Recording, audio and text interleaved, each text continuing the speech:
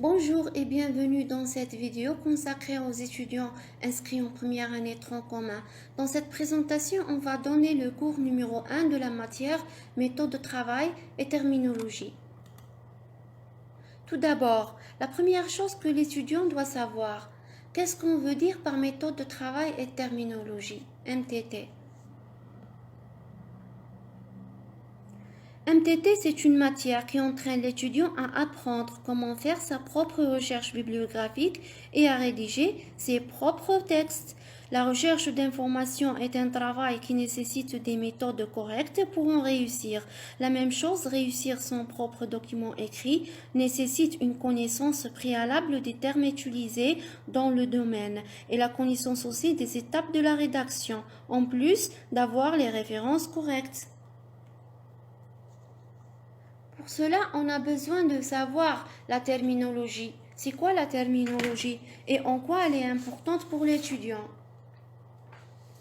Donc, pour savoir l'importance de la terminologie, on se pose quelques questions. Est-ce que moi, en tant qu'étudiant, je peux parler scientifiquement à l'université devant les enseignants ou devant mes collègues? Est-ce que je suis capable d'écrire un rapport scientifique tout seul? Est-ce que j'ai le bagage des termes scientifiques en biologie ou bien en agronomie? Donc, les réponses. Si j'ai le bagage des termes scientifiques en biologie et agronomie, je serai capable de parler scientifiquement à l'université devant les enseignants et devant mes collègues. Aussi bien si j'ai un bagage de termes, j'ai au moins la première étape à l'écriture d'un rapport scientifique, je l'ai avec moi et la connaissance des termes scientifiques. Donc la terminologie, elle est très importante. La terminologie, c'est l'ensemble des mots utilisés et appartenant à une science, tels que les mots scientifiques en biologie.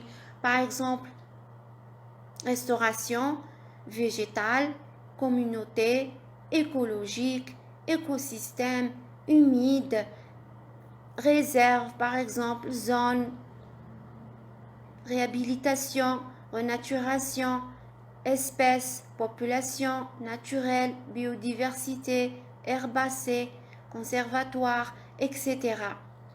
Si l'étudiant n'a pas un bagage de termes scientifiques, il ne peut pas s'exprimer scientifiquement.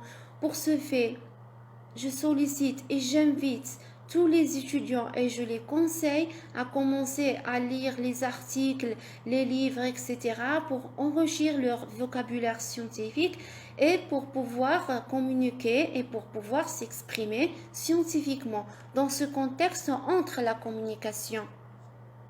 La communication, elle est de type orale et écrite. La communication est un processus par lequel deux ou plusieurs personnes échangent des messages dans un but déterminé.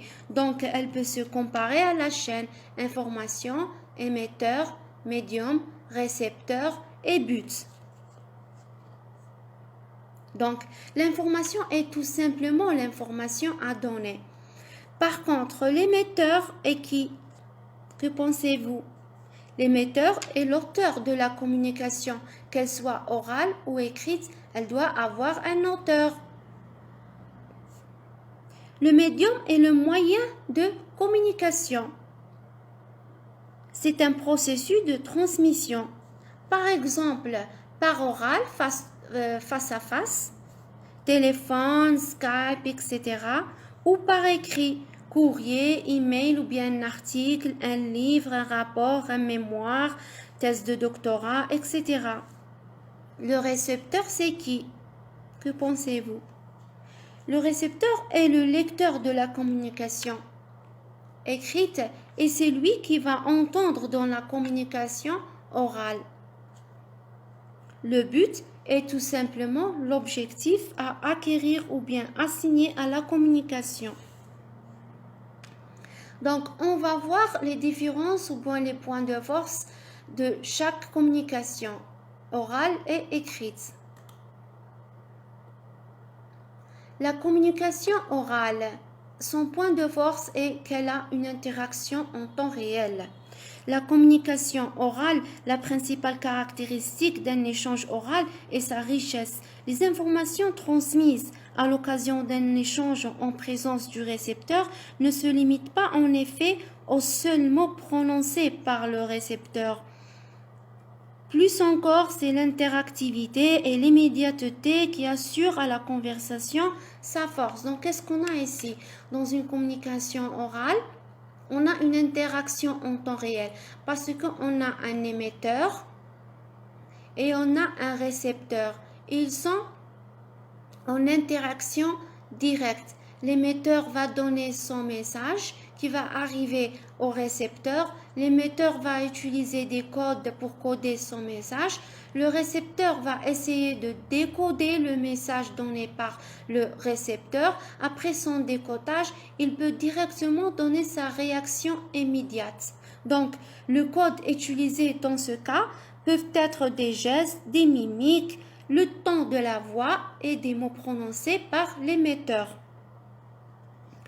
L'émetteur. Concernant l'émetteur, pour lui, il existe souvent une différence entre ce qu'il pense, ce qu'il veut dire et ce qu'il dit. L'émetteur peut avoir beaucoup de pensées dans sa tête, mais entre eux, il y a juste quelques-unes qu'il veut dire publiquement. Elles sont celles les plus proches de son objectif. Entre ce qu'il veut dire et ce qu'il dit, intervient son bagage intellectuel et scientifique qui peut lui servir à bien s'exprimer. Dans le bout de l'autre chaîne, il y a le récepteur. Donc pour le récepteur, qu'est-ce qu'on a? On a une différence entre ce qu'il entend, ce qu'il comprend et ce qu'il retient. Donc après le décodage, il va avoir le récepteur va avoir cette différence entre ce qu'il entend, ce qu'il comprend et ce qu'il retient. Par conséquent, il va donner sa réaction immédiate.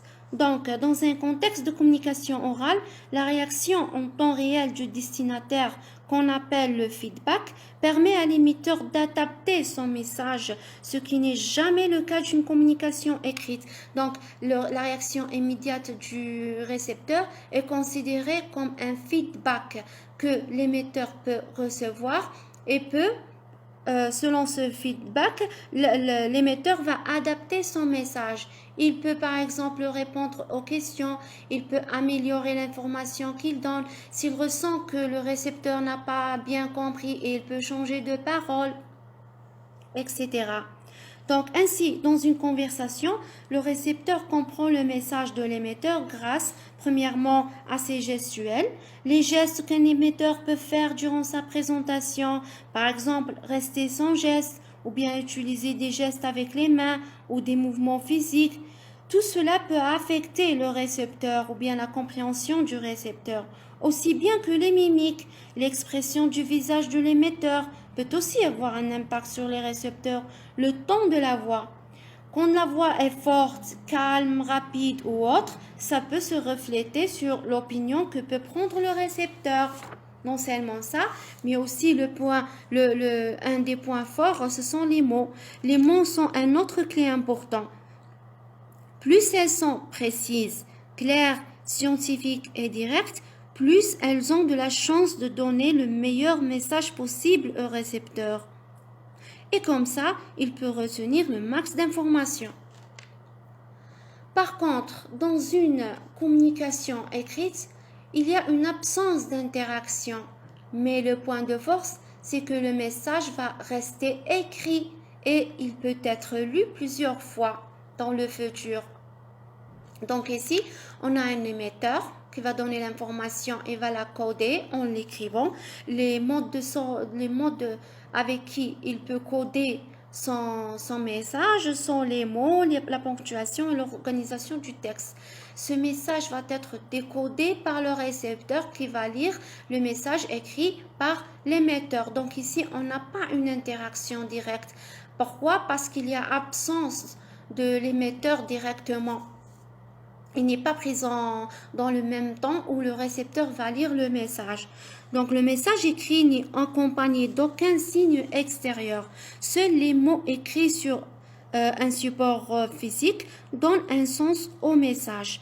Un message qui doit être autonome, c'est-à-dire se suffire à lui-même, sans qu'il soit nécessaire d'y apporter une explication ou commentaire complémentaire.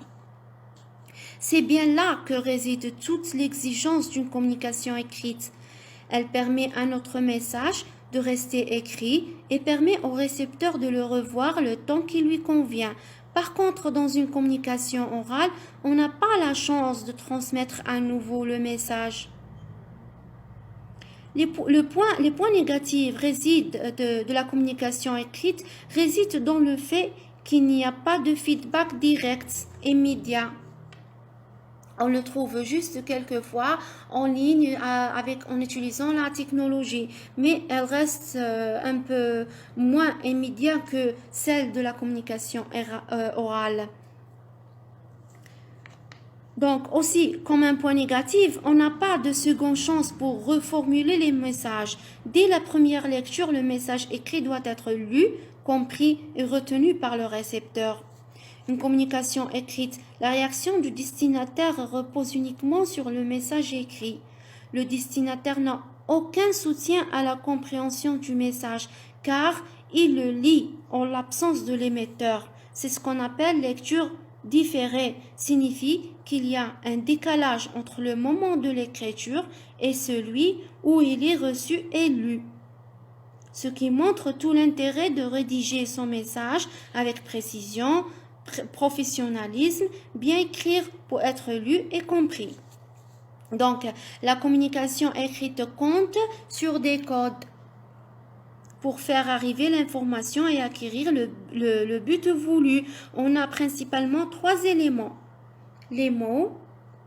Les mots scientifiques doivent être soigneusement choisis afin de ne pas faire confondre le récepteur parce qu'une fois écrit, c'est terminé, elles doivent être écrites alors soigneusement. La ponctuation ou l'utilisation des graphes, des tableaux, des numéros peut avoir donné une meilleure idée sur le travail. L'organisation du texte aussi joue un rôle important. Le texte doit être organisé d'une manière simple, compréhensible et selon les règles désignées à chaque type de texte. Cela peut paraître bien peu, ces 3 paramètres ou bien ces 3 codes, mais il s'agit pourtant d'outils puissants pour faire arriver l'information dans ses meilleures données. Donc, Charles Darwin a dit que la vie du naturaliste serait bien heureuse s'il ne pouvait qu'observer et se passer d'écrire. Eh bien oui, c'est une déclaration directe d'un des plus grands savants que l'écriture est vraiment difficile à réaliser. Parce que l'écriture est un grand art et elle est difficile à réaliser d'une manière professionnelle parce que effectivement on a besoin du temps, du travail, de la recherche et ça nécessite aussi la patience. Un étudiant à l'université, il doit se poser la question avant d'écrire. Qu'est-ce que je vais rédiger? Et qui est mon public? Est-ce que je vais rédiger par exemple un rapport de TP, de TD pour l'enseignant, un exposé oral ou écrit que je vais présenter devant l'enseignant, devant les collègues ou devant d'autres présences? Est-ce que je vais rédiger une communication pour un poster, un résumé de cours, un rapport de stage, un mémoire, une thèse de doctorat, une lettre ou un article? Selon le type de document, la rédaction va être différente. C'est pour cela qu'il est important de savoir en premier lieu qu'est-ce que je vais rédiger et qui est mon public. Parce que le récepteur ou bien le public aussi joue un rôle important dans la manière dans laquelle je vais écrire. Donc, dans le prochain cours, on va connaître les étapes à réaliser avant la rédaction. Merci pour votre attention. Au revoir. See you.